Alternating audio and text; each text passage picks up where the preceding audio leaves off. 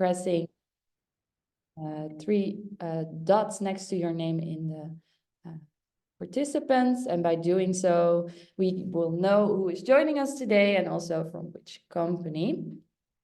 For starters, if you have some questions now or during the presentation, feel free to also ask them in the chat as we will get back to it during the presentation or at the end of it. Yeah, so let's kick this off and start with our presentation today. Tessa, if you could share your screen, then we can start with the presentation.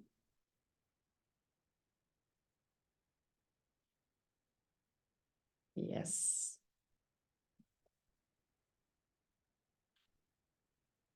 So welcome everyone, as we're gathered here today for our webinar about B Corp Month. The presentation is still loading for a second, but once it's there, we can start. Oh, my screen is up, so maybe you have to share. It's not working. Okay, one second.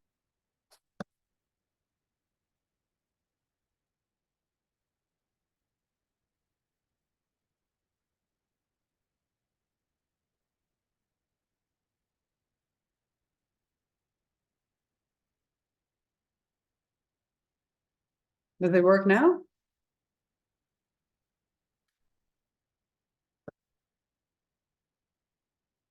You're on mute, Danya.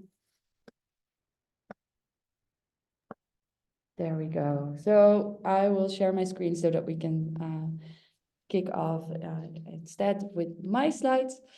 Luckily, we both have access to the same document. Today, we are going to talk about positive workplace activism as part of our B Corp Month masterclass series. And to do so, we've invited Tessa Wernink. Tessa Wernink, if you could introduce yourself for a second, that would be great. Yeah, so hello everyone. My name is Tessa Wernink and I'm the founder and a coach at the Undercover Activist. And I'll tell you a little bit more about my background later. But I'm excited to talk more about employee activism today. Yeah, well, there's plenty of room to do that today. And I myself am Danya Overgraag. I am the community engagement lead here at B Lab Benelux. And that means that on a daily basis, I'm in contact with our B Corps in the B Corp movement to make sure that they have everything they need to engage with the community, but also make sure that we can have close connections together and create more impact together with other B Corps. What we're going to do today is I'm going to tell you a little bit more about B Lab and the B Corp Month that we currently are having this March before we dive into our topic. To do so, I first would like to introduce the theme of this month, This Way Forward.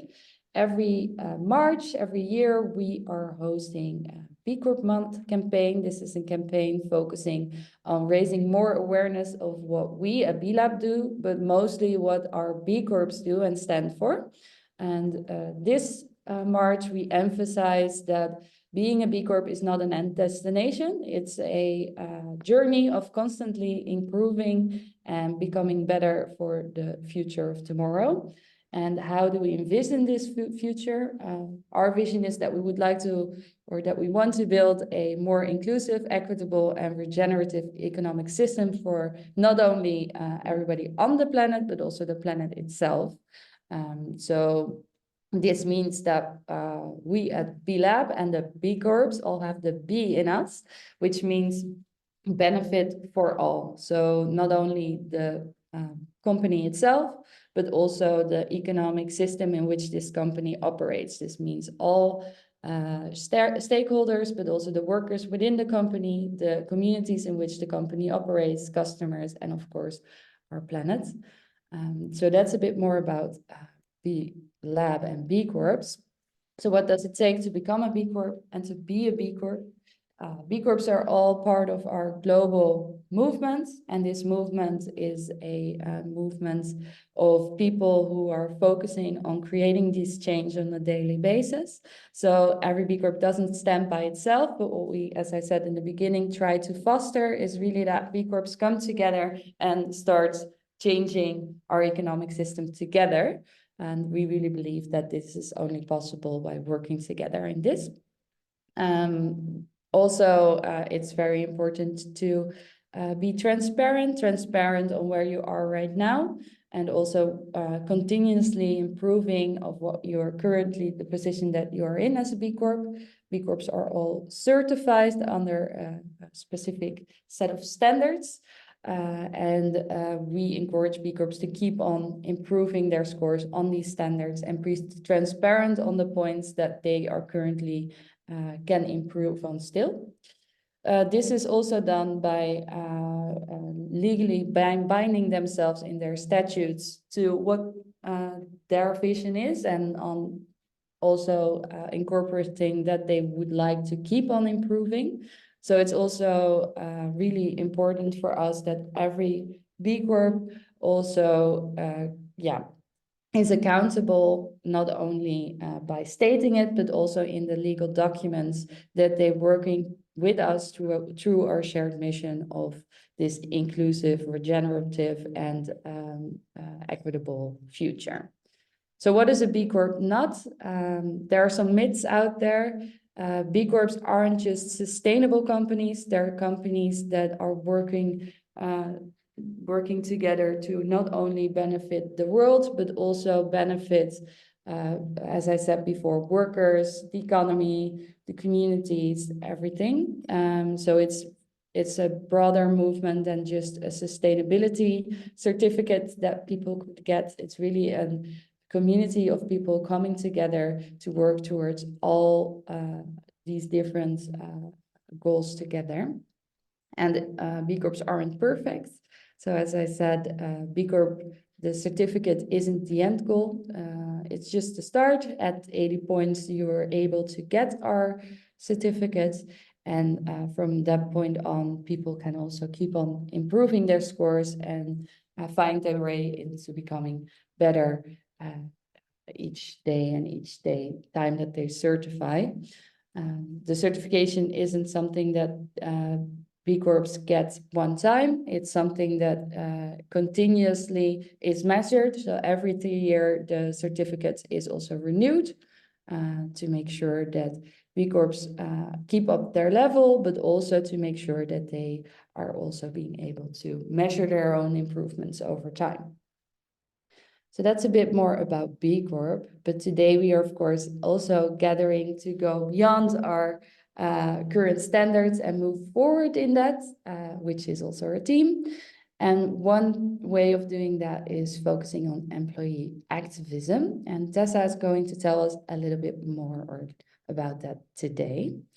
Anya, so we keep you have the slides, and I let you know to keep going, because we've got a lot to share this hour. So I'd really like to take over. Thank you for that introduction, and welcome everybody to this lunch session. Today we're going to talk about positive workplace activism, or depending on what you prefer, employee-led change. What we often say, the undercover activist, is how can we go from being an undercover activist to a positive activator? And I'll explain a little bit more about that.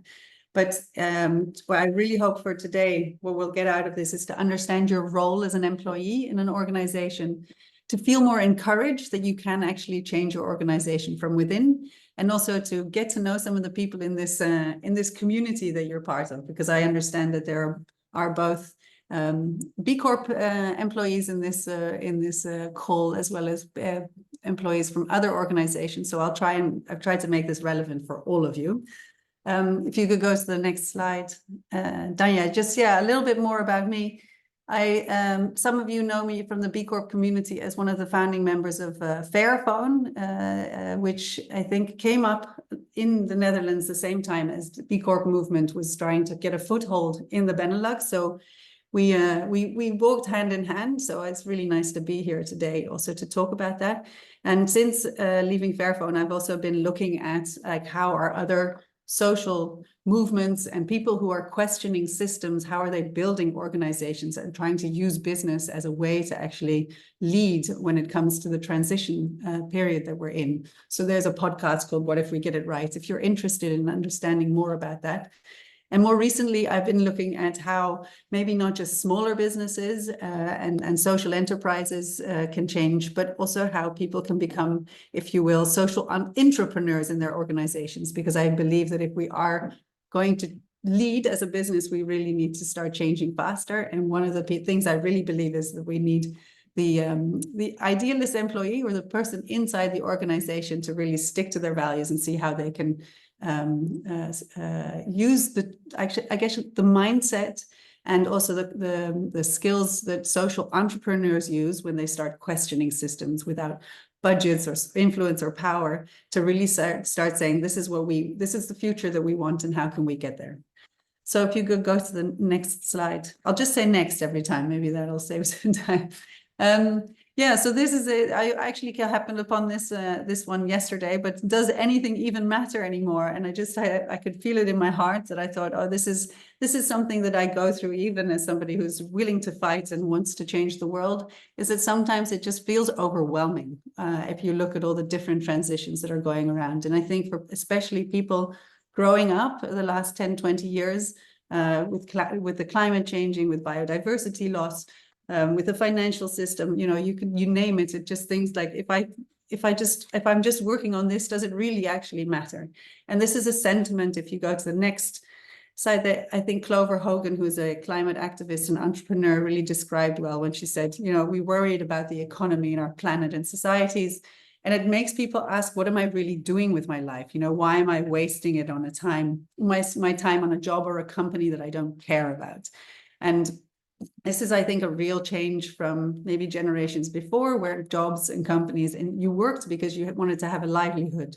So the idea of actually bringing meaning into your life, into your job, where you go and bringing your whole self into work seems really normal, but hasn't always been normal. And next there is also a lot of research at the moment. This is research from the Net Positive Employee Barometer, which was started by Paul Polman, the former CEO of Unilever, where they interviewed 3,000 people in the US and UK, really around what is motivating them at work. And 50% of all employees say they would actually consider resigning if their company's values don't align with their own. And in fact, 33% of employees say they've already resigned for this reason. And that's not even counting like the millennial and Gen Z employees, for which these numbers are even higher. Next. And so his conclusion in many ways is saying, actually, this idea of quiet quitting, which maybe you're familiar with, is when people go to work, but actually don't go the extra mile. They kind of check out. They're maybe doing only what is necessary. That is a problem that we heard a lot about during COVID, but what's actually coming up is what he calls conscious quitting. And I've met quite a few people now who have called themselves conscious quitters. So it's actually a term that exists, and maybe it's something that people recognize, because I know a lot of people who work for big companies and big organizations maybe have tried to change things, leave their companies and say, actually, I'm going to go work for a B Corp, or I'm going to work for a climate first organization, somewhere where I actually feel that the time that I spend at work matters. Next. So the conclusion that you could actually pull from this is that employees do want to work for a company that has a positive impact on the world. And again, some of these numbers around having changed your job or pushing your employer on environmental issues. But the interesting thing is that only 15% feels able to influence their company. And this is a research by Deloitte, 2023, for Gen Z and millennials in particular. And this 15% is actually based on sustainability efforts. I think when it comes to different matters, when it comes to mental health or a different internal activation within organizations, it is a little bit higher. But the conclusion is basically that it's very hard to change your organization from within, even with all the motivation and ambition that you have. And I think what I want to say, and that's the next slide, is that it's funny because you could also say that the fact that so many employees care is actually a gift to smart and responsible companies.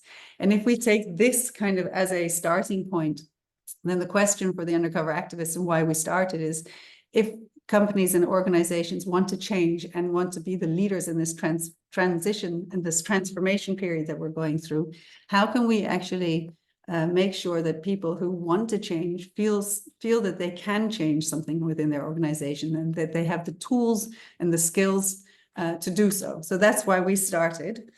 The next slide is around this idea of employee activism, because during the last 3 years that I've been researching employee activism, it's actually been in the news a lot more. It's a lot more visible, I think, in the US, where the media has reported on many of the issues, from the tech worker walkouts to climate strikes to unionization. And I think in the European context, it's a little bit harder to see because there's also so many formalized structures within organizations for employee voice. But I think that what's happening that is very different from maybe 100 years ago is that people are not organizing anymore about issues to create a better workplace for themselves. They really want to talk about issues that are better for the planet. And these voices of difference, this is the definition that Megan Rates and John Higgins have formulated, and they are very interesting thinkers in this subject. I'll maybe send a link to a podcast with them, but they talk about voices of difference that seek to influence organizations on wider social and environmental issues.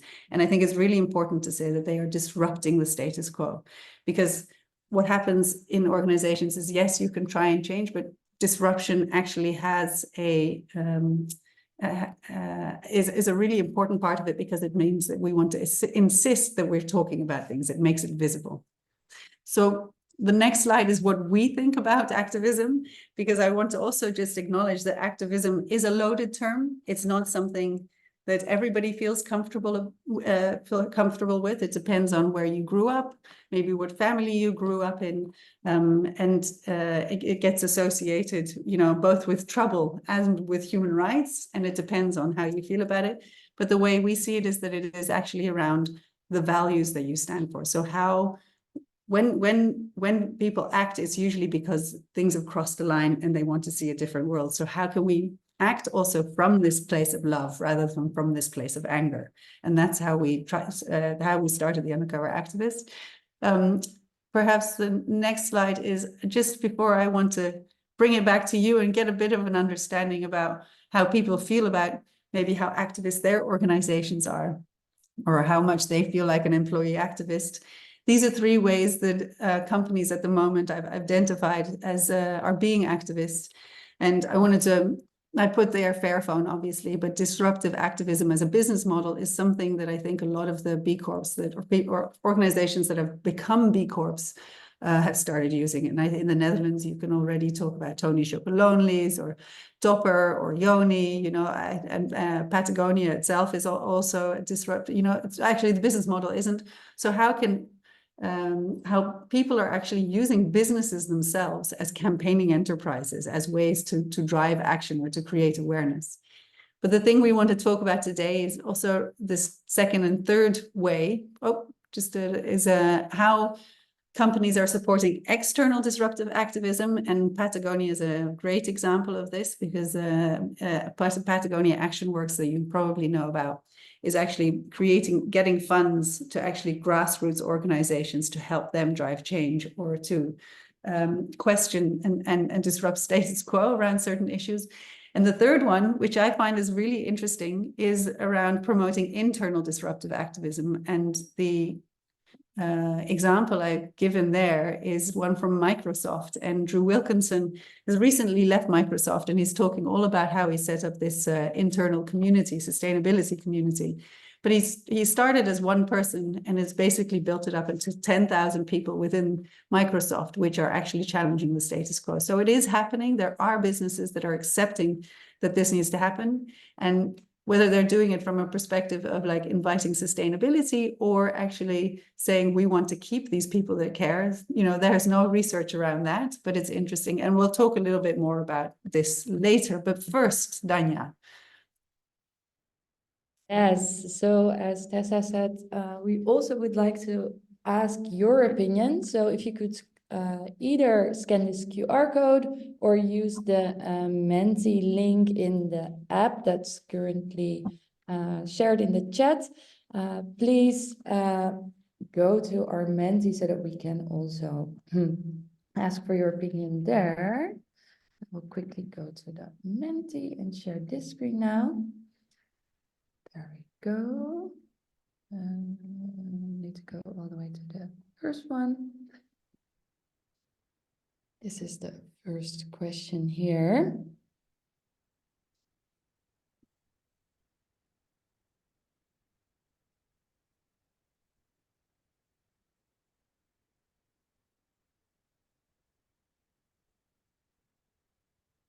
If you are still looking for the link, please go to the chat so that you can also find the question there and respond to it.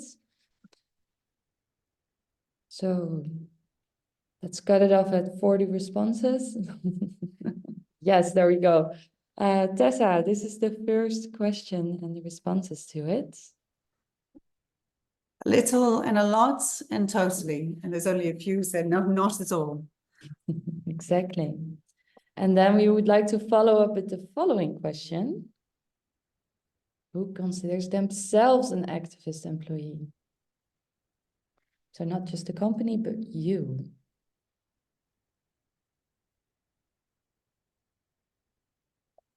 I'll cut it off at 40 again.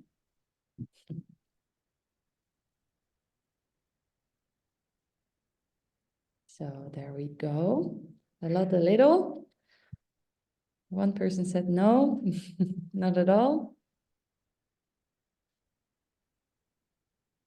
Okay, let's move back to the presentation. Great. So I think there's a parallel with the activist organization and the activist employee, but maybe the activist employee is in a different organization than actually the activist organization. But thank you for sharing. I mean, it's also obviously a crowd that has been attracted by the subject today. So I'm curious, obviously towards your stories, but unfortunately we have no time to go into that. But I do want to talk about this idea of activism, because I think that if I maybe asked you, especially in a company context, if you're a change maker or if you're an innovator or if maybe you're a rebel, then you might have had a different answer, because I think activism itself, there are a few people I have met who actually call themselves activists. But to go a little bit to what is an activist, or what do we define as a person who wants to maybe speak up when it matters, is this image, maybe it made me laugh anyway. Every time I see it, I just think, yes, this is how I sometimes feel. I can feel really, either angry or surprised or maybe upset about something, and I really want to make a change. And then I go into an environment where I think, ooh, how do I broach the subject? How am I going to talk about this? How am I not going to be put somewhere as like, oh, it's her again, that you actually are the person who is always talking about the same matter. And there are different ways, and I think people respond differently. If you go to the next slide, Tanya. And so there's a very nice book called The Tempered Radical, which talks about different ways also of being in organizations. And I don't think that one person is always one thing. It's not always that. It's sometimes you feel it's always the same person that speaks up. But what I want to say is that it's not always the right strategy to speak up in the moment. And the Tempered Radical talks about the fact that there are moments in which maybe you need to be more radical if you want to be heard, but not too radical so that you're actually excluded from a conversation. And sometimes there's moments where you need to be more tempered because otherwise you also don't get, but if you're too tempered, then you don't get heard. So there's this line of how much am I fundamentally trying to challenge norms and how much am I going to behave according to existing norms. And this is different for everybody, and there is no right and wrong in here, but they can definitely influence the way you are in a certain situation. And to continue on the tempered radical, Danya, there are different ways of acting from an individual to a collective idea. There are people who feel perhaps that their activism or their way of maybe resisting something is very much quiet and staying true to oneself, so that your actions, that you feel like you're living towards what you actually feel comfortable with, and that is a form of resistance. Even maybe just not doing something, not working for a client, not doing an issue, that might be an act of resistance that in itself makes you stand up for something, all the way to the other side where people feel that something needs to change, and it isn't just their own personal action that's important, but it's about organizing collectively. So how can we get more people on board? How can we become more visible? And how can we take more risk? And that's something that I think each person decides for themselves. And I think the last thing that I'd like to talk about when it is about activism is this idea that there are different kinds of ingredients to activism, especially when you want it to go beyond disruption, because I think a lot of people see activism as the people standing on on a highway blocking the road, but actually that is only the first part of it. It's only the way to make visible that a topic needs to be talked about. So if you go to the next slide, Danya, you'll see that the three parts of activism that are identified by Julie Batliana in Power for All is that they say, actually, we need different sides. We need agitators. Agitators are people who like shake it up and make sure that people are heard. But you also need innovators. You need people who say, okay, but the new world that we want to create is going to look like this. And I think a lot of the people in the B Corp movement and a lot of people who set up these businesses are these innovators. And then the last ingredient is this idea of orchestration. As if you want to scale an idea, you can't just do it by yourself. You need to find the people and the organizations or the institutions that actually align with you, maybe build coalitions. So I think the B Corp movement in that sense is a really good example of how they also talk about themselves as a movement of movements. So even if you don't identify with an activist, maybe you identify which role you play when it comes to actually change.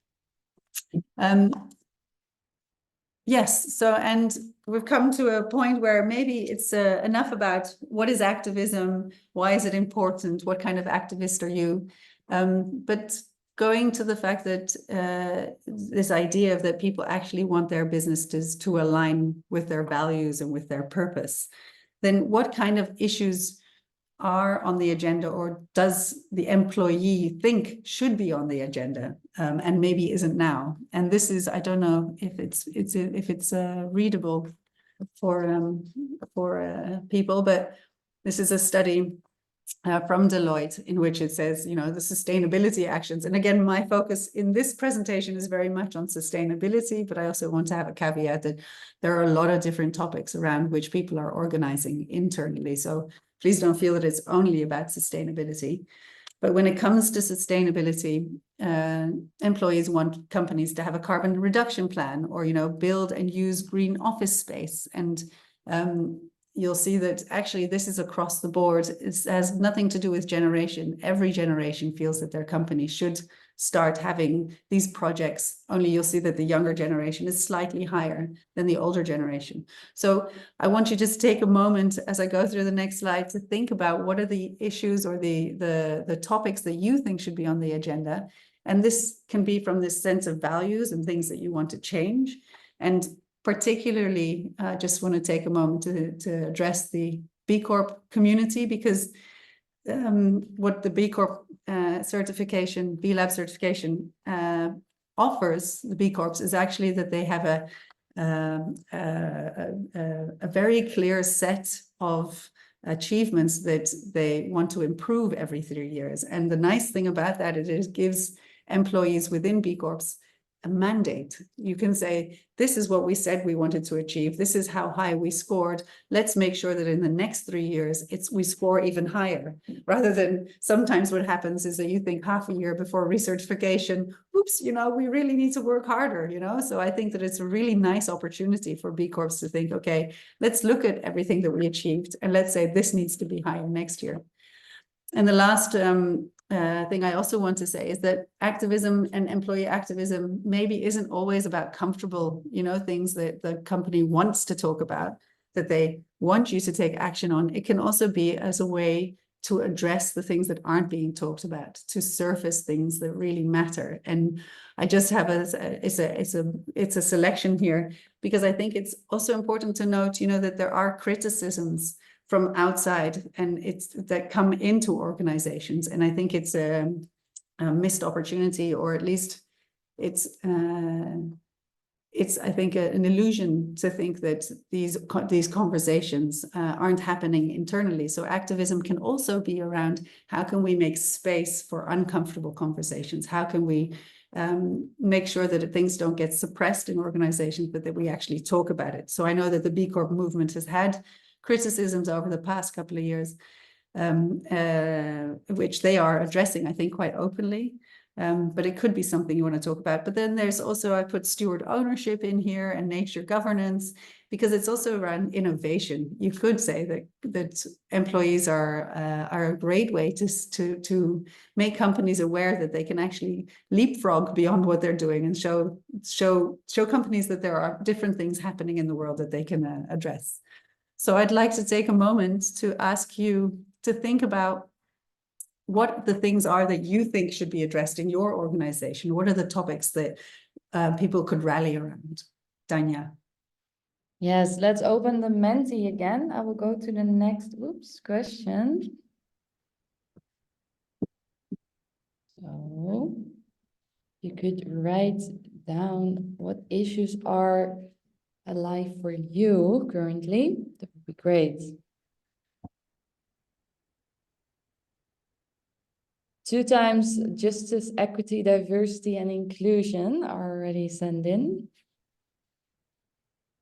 Creating more nature consciousness within organization, biodiversity, climate change. Again, climate change, a lot of people focusing on D&I still, digital waste, footprints, being an activist organization. Well, that's aligned with today. Let's scroll down a little bit. Private health insurance,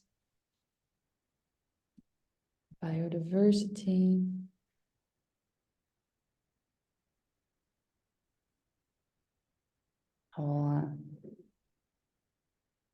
Wait for a few more seconds. Keeping people and planet at the forefront.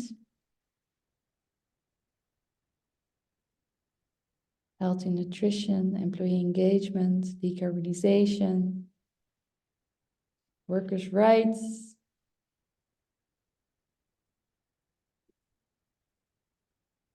Well, as you see, if you by any chance lost the link, it's in the chat, so you can go there if you still would like to fill in the response here. But as you can see, there are definitely some patterns here and people focusing on the same topics, which is great to see and also great input to have for us as well. Since we're also always curious to learn on what we can collectively make a lot of noise about and to team up in to make sure that we can accomplish change together. Climate change, animal rights. So there we go. So to move on with this, we also would like to know, what issues do you think should be on the agenda? It's the same one. Sorry? It's the same question. Okay. Sorry. Well, then we're there. Then this is basically what we were doing. Yeah. Thank you. Thank you. I will go back to the slides now. Thank you for your responses. Yeah, thank you, everyone. I think what you see is that it's nice to see that there's a whole range of topics that employees care about and think that should constantly be on the agenda. They're not just like little things that should pop up once in a while. But the other thing I notice is that they're huge. These are really big topics, you know, climate change, biodiversity, which is very difficult for an organization to answer to, you know, we should do something on climate change, or as you saw in the previous slide, you know, we should do something about our waste, or we should do something about something else. So it's also an accomplishment for employees to say, what is actually the demand? What is it that we actually want to organize around? Because the more concrete we are, the easier it is maybe to collect people around us. And that's what I want to talk about today. Is what you're seeing now is actually what we call our learning journey, where we look at the different elements of what it means to be an activist in organizations. And we start with this idea of activism in a business context, because I think it's really important to understand that an organization is not a democracy, but you do have rights. But what are these rights, and what is the space like, and what is your culture like? So to actually start and take a moment to talk, to think about your context. What context am I operating in, and how far can I go? What risks am I willing to take? And we then go on to this idea of self-reflection. So what do I stand for? How can I understand what I stand for, but also listen to others? And the third topic that we really look at is collective action, is which I would like to end, or at least take the rest of this webinar to talk to you about. And the fourth one, just to finish off this learning journey, is really around taking a step back and looking at the system, you know, so rather than only looking at your own company and what you can change within, is taking a step back and seeing the system and seeing the institutions, or maybe the movements that are out there, or other organizations that you could connect with when you want to campaign for change. So, but today we're going to look at, okay, from individual action, that's one thing. How do I feel confident to incorporate a change? You know, what kind of activist do I want to be? Do I even want to be defined as an activist? To looking at collective action. So how do employees organize? How do they build collective power? How do they influence within their organizations? And this can all be from a positive, the idea is that this is from a positive point of view, organizing around something. It doesn't mean that organizations always perceive it as positive. So I just wanted to put that down. But some of the ways in which you see that young people and other, well, not just young people, the next slide, Danya, are organizing or have organized over the years, is that you see communities of practice are coming up, employee resource groups, green teams, Ask Me Anything channels, but also external activist groups or XR groups within organizations. You might have like the scientists for XR. And then you have, I think, more formal ways in which people are organized, which is works councils or ondernemingsraden in Dutch, which traditionally have been a way for worker voice to be represented in organizations. Only you see that what's happening is that the young people who are organizing around certain topics don't feel that the traditional formal structures for employee voice are the right way to get the topics heard. So there's no interaction and no connection. And one of the things that we would like to make visible is that all these different ways of organizing are very important for organizations, but also the relationships between these organized employees. And I put the B Corp circles there in reds because I'd like to give Danya also an opportunity to talk about how B Corp is organizing outside of their own organizations into groups around certain topics. Yes, because there are also some B Corps here joining today. I saw in the participators. So we, of course, also are really focusing on collective action, as we believe that we're all part of the same community and we strive towards the same goals. We perceive it to be important to also have people focusing together on specific topics or in specific sectors, working together to share best practices to move forward together.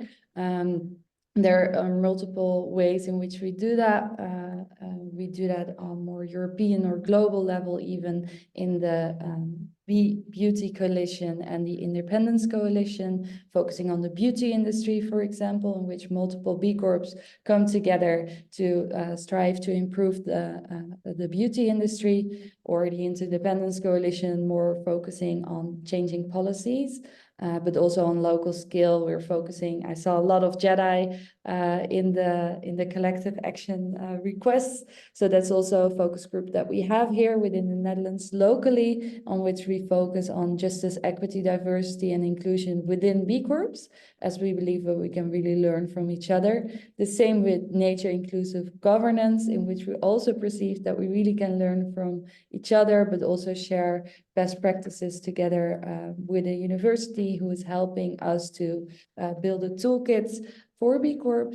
And our newest member is bottom-up fed by fashion B Corps, who really would like to form a group focused together on how to make the fashion industry more sustainable, even though the regulations around this industry are changing a lot. And how to deal with these circumstances. So also within B Lab, we're really focusing on how to emphasize this collective action and making sure that we hear you. So if there is anything that you as a B Corp would like to focus on with others, feel free to reach out to me as well. Because there are, of course, way more industries and topics to focus on out there. And these are fed bottom up. So just wanted to point out what we do internally here. And these are circles that were started by people who came to you. Yeah. So to stay on the example of the fashion circle, which is our newest circle and is going to be kicked off next month, actually. This was initiated by 2 B Corps who came to me and my colleague from the community team and really stating like that they want to talk to others within the industry, because there's a lot changing and they have the feeling that they can unite together to work towards or to stay impactful companies in the fashion industry, even though there's a lot changing. So indeed, it's initiated by B Corps, and we facilitate B Corps in that to come together and start these collective action groups, which we call B Corp circles. And out of interest, is it then the CEO of the company that comes to you from the B Corp, or are there people in different positions in organizations? It depends. For justice, equity, diversity, and inclusion, we usually talk to people who are more specialized in that. For the fashion circle, we have a point of contact, our beekeeper, and usually these are the people who are also focusing on creating impact within their organization. So for that specific circle, they reached out to me, but it can really depend if there is a question arising within a company. It's always good to reach out and we can see what we can do there. Thank you. And I think there's a question on how to join a circle, but you can do the chat. Yeah, you can send me an email that will be shared in the chat. And we can see what we can do. There is, of course, also you need others for that. So we do need to see if other B Corps are interested in that as well. But there's definitely always a way of doing that. So feel free to reach out if you have an idea. I know that there are currently also a lot of food B Corps who are interested in seeing if there's an opportunity in teaming up, maybe even a plant-based group. So feel free to reach out. Thank you. And you now have all the topics that people are interested in. So maybe exactly. A lot of things to learn from. But I will give the floor back. Thank you for your question also in the chat, Susanna. Around like, how do I start? So I'll take the last 10 minutes to talk a little bit. There's not a lot that I can do around like tools, and there's too many people to do a breakout. But we do these sessions more often around community organizing. So when it comes to collective action at work, I'm going to give you a list of tips of like how to get started. But I also want to say that there isn't a one size fits all. There isn't just like, oh, and if you do this, then you're going to have this collective, and then you're going to do, a lot of it is also around creativity and almost designing for change. So we have some tools that we help you with when it comes to certain elements that are essential when it comes to community organizing and creating movements. But I'll start with this list that also is the next one, Danya, from Drew Wilkinson, who I mentioned before, on how do you organize within a Microsoft, a sustainability community. And we've got some of the tools I'll show you afterwards are around, okay, great, we have this, this bullet point list, but then what? But I think it's really good also, Susanna, if you feel like that you're talking about things that matter to people that don't care about it, then it's a really hard battle. So one of the first things to start is to also see what already exists, sometimes maybe if you're talking about diversity and inclusion, and you're talking to somebody who really wants to talk about sustainability, it's not the same topic, but it is talking to people who care about a certain matter. So what is already out there? What are these circles that are already out there? How can I connect to what's going on? How can I find a tribe of people who I do feel comfortable talking, and how can I leverage this? Finding these allies is a really first important step.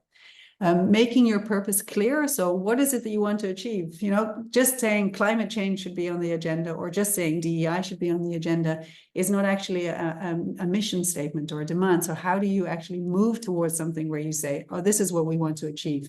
And if you look at all the businesses that have started with change, what they're trying to do is to visualize this future that people can come on board with, not talking about what you're against, but really looking at what is it that you want to achieve. A third one is really making it easy to participate, because I think everybody will acknowledge that they're busy, which, thanks for being here in your lunch break, but it's probably your lunch break. So how can you make it easy for people to come on board? And that can be like small things. Sometimes we have, I'll tell you more about a ladder of engagement, I think a really important point that gets underestimated is to meet people where they are at. Some communities start with, again, a new tool, again, a new community platform. But actually, how can I be part of this community within the tools and the processes that I already have at work? What is that platform that I can create? So to not make it an add-on, but actually make it integral to the way that you work. And the fifth part is really around this executive sponsorship, because I think while I am a big fan of bottom-up organizing and grassroots, because I think that's where people feel empowered, and it's not about top-down engagement, I do think that it is essential to have allies that are in places where they can give you budgets or they can give you time, etc. So finding these allies is also about finding people in positions where they can help you with the next step. And then the last one I wanted to say is making the business case for resources, because while I think it's a really important trend that employees are actually stepping up and saying that their jobs should be a climate job or part of a transition, it's not fair to ask employees to always do this in their volunteer time. And I think a threat for activism is really burnout, or people who overwork because they care about something so much. So to actually make it part of your job, where you actually get resources, you get time, etc. It ensures consistency, as well as more of a healthy way in which you're dealing with the topic. And I think the last couple of slides are just okay, and then what? So we talk about activation skills, how can we formulate that mission? How can we find allies? How can I organize to act? And these three, I'll give you a tool if you go to the next slide on formulating the mission, because I talked about it. An example is, I've got examples here of the banner that a lot of the movements or protest movements or activists on the street will have at the front of their march, for example. And I know from experience how difficult it is when it comes to the climate march to find that one overarching goal that everybody agrees with. Of course, there are all these sub goals that are part of that bigger systemic or that root cause, but how do you get to that point where you say, this is what should be on the front, this is what we all stand behind, and whether we come from this angle or that angle, that overall message is something that we agree on. And one of the tools we use is really and maybe it's a very easy exercise or simple exercise, but maybe not easy, but simple, is to sit with your group and to say to each other, okay, let's do this exercise where you ask me, why do I want to change, or why do I want this to change? And the first answer, you'll answer your why, but the second time someone will ask you again, so, but why do you want to change that? And you keep on going with this 5 times, and you'll see that while you do this, you start understanding maybe the root causes of what it is that you want to change. So this is a very simple tool I just wanted to give you today to practice with a person that you're talking about, maybe at work around collective organizing, and see if you can come to something that is really at the root. The second one I wanted to talk about is really about finding allies. And finding allies doesn't mean finding only people that agree with you, because I think this idea of preaching to the choir actually is very limiting when it comes to collective action. You'll find these people that all say yes, and I agree, etc. But you actually want to find allies that maybe agree and don't have much influence. That's one thing, but agree and have influence is better.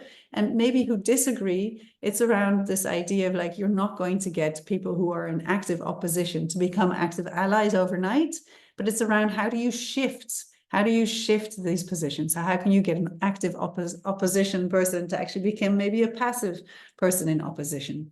Because I think it's a shame when movements start that they either preach to the choir, they become the story of the righteous few, we know better and you're just lagging behind and you don't know what you're talking about. People don't listen to that. But also this speaking truth to power, that it can become very forceful. Like, how do you overpower people? So this idea of the spectrum of allies is try to identify who are your active opponents, who are your passive opponents, who's neutral, etc., and see what are the ways in which you can actually start finding strategies to not shift them all the way to the other side, but to shift them one step at a time. So that's another tool maybe that you can use with your group. And the last one is a simple tool, I think, that is often used it's used in many different ways. But it's this idea of the ladder of engagement. So how can we look at something? It said also in these tips, how can we make it easy to participate? Some people really don't have time, but they are willing to sign a petition, or they are willing to like something or share something. So how can I attract these people to actually share something? And then there's other people who maybe do have time this week, or they have maybe a group of people or an organization that they're related to, and they're willing to organize 5 students, it says here, to join something. So I think it's very good when you found your allies and you know who's part of it. How can you create a strategy where you say, okay, these are the objectives and these are the goals, and make it very concrete, because that makes people also feel like they've actually achieved something or they've done something. And I want to end there because I think it's nice to have some time for the last questions. Is there one? Oh yeah, maybe this is just a last thing to share, is that we have an Undercover Activist Academy. We do community sessions every month, which are free to join. There's one on activism in a business context, 20th of March, and this collective action in April. And then we also do longer courses. So if you're interested in, please go and visit. And that was it for today. I hope I helped you with some tools. Thank you. So as we are done now, I of course also would like to thank you for this amazing and inspiring talk. I think this will help to stay in theme people a lot with moving forward and continuously also improving by people listening to employees and giving them a voice too. And that's also why we would like to give the opportunities to others to also ask a few more questions to you, to me, to whoever they want to ask questions to. So feel free to post them in the chat, and then we can have a look at them and respond to them. We have about 5 minutes left, so feel free to use them.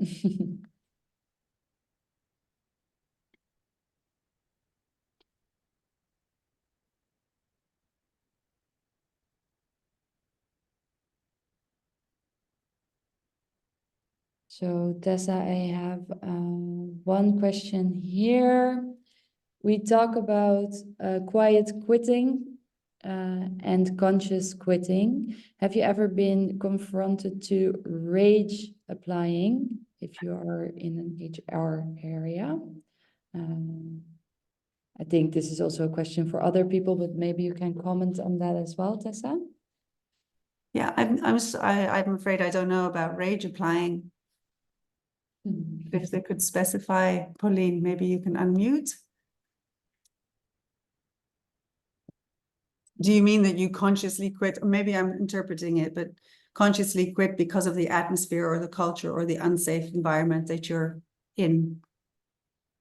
Hi, sorry. Thank you. It's a new trend that's appearing in France. We are talking a lot about. It's the fact that people are so frustrated in their job that they stop applying in several positions in a rage way, if I can say. So this is a trend that it's discussed actually in HR, because HR from several departments receive like a bulk of application of people who are not really interested in the position, but they want absolutely to quit, and they apply like 30, 40, 50 times a day. So just if you have ever been confronted to that, it's a new trend. I'm fascinated. Thank you for bringing it to my attention. I haven't heard about it. Okay. But I'm going to look into it. But this is almost, sounds also like a kind of protest, as a coming from a place of maybe anger or frustration. How can I disrupt the system in some ways? Because they're also applying to HR. They're making work for people. Is that right, Pauline? Yeah. Sorry, you're on mute. It's something new for me too. That's why I was about to hear all the thought on it. I will, with the next webinar will be about it. Thank you. Tanya, I think I have to send it to you because yeah, please do. As we are rounding up, I just want to bring to your attention that we have a series of other master classes as well that you can join. Also for B Corp specifically, we have our community drinks today to kick off B Corp Month together. And next to that, for your D&I specialists, so everybody who's working in HR within B Corps or have HR specialists within their company that they think might be interesting to joining our D&I community. We have an event about unconscious bias and inclusive hiring this month as well. All the events can be found via the link that has just been shared in the chat. And next to that, we really would like to have your feedback. So if you could spare a few more minutes to answer a few questions, that would be great. The link of this is also in the chat. Thank you again, everyone. And I hope you enjoy the rest of B Corp Month. Let's move forward together.